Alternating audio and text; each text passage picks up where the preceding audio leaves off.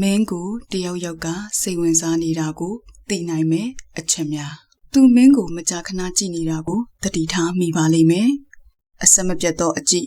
ညီမော်တဲ့အကြည့်တွေအပြင်တခါတရံရှက်ရှက်နဲ့ချောင်းကြည့်တာမျိုးတွေလည်းဖြစ်နိုင်ပါသေးတယ်ဆိုရှယ်မီဒီယာမှာမင်းကိုသူကစောင့်ကြည့်နေတာမျိုး follow လုပ်ထားတာမျိုးတွေ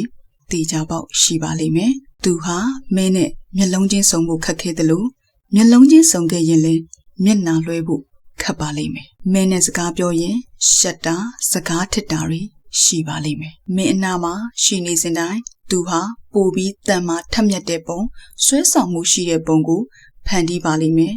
လူပေါ်တော့မူတည်တာပေါ့လေမင်းနဲ့စကားပြောစဉ်စပင်ကိုမကြာခဏတူထီနေလိမ့်မယ်သူကမင်းအတွက်ဆိုပြီးလက်ဆောင်တစ်ခုခုအစားအသောက်စသဖြင့်အမှတ်တရပေးပါလိမ့်မယ်အကြောင်းအမျိုးမျိုးပြပြီးတော့ပေါ့သူ့ရဲ့အနီးတစ်ဝိုက်မှာမင်းရှိနေတယ်ဆိုရင်သူကမင်းဂရုစိုက်အောင်လုပ်ပါလိမ့်မယ်သူ့ရဲ့စိတ်လှုပ်ရှားခြင်းကမင်းနဲ့မင်းပတ်ဝန်းကျင်မှာအစင်မပြေဖြစ်လောက်အောင်ထိပြင်းထန်နိုင်သေးတယ်သူ့ဖုန်းထဲကစိတ်ဝင်စားစရာတစ်ခုခုမင်းကိုပြဖို့မကြာခဏကြိုးစားပါလိမ့်မယ်မင်းကတောင်းစရာမလိုပဲသူကမင်းကိုကူညီပါလိမ့်မယ်မင်းမျက်လုံးထဲကတစ်ခုခုကိုသူကရှာဖွေဖို့ကြိုးစားပါလိမ့်မယ်မင်းရဲ့မျက်လုံးတွေကိုအချိန်နည်းနည်းစိုက်ကြည့်ပြီးတော့ပေါ့တိုက်ဆိုင်မှုရှိမရှိကိုတော့ဝေမျှခဲ့နိုင်ပါတယ်နော်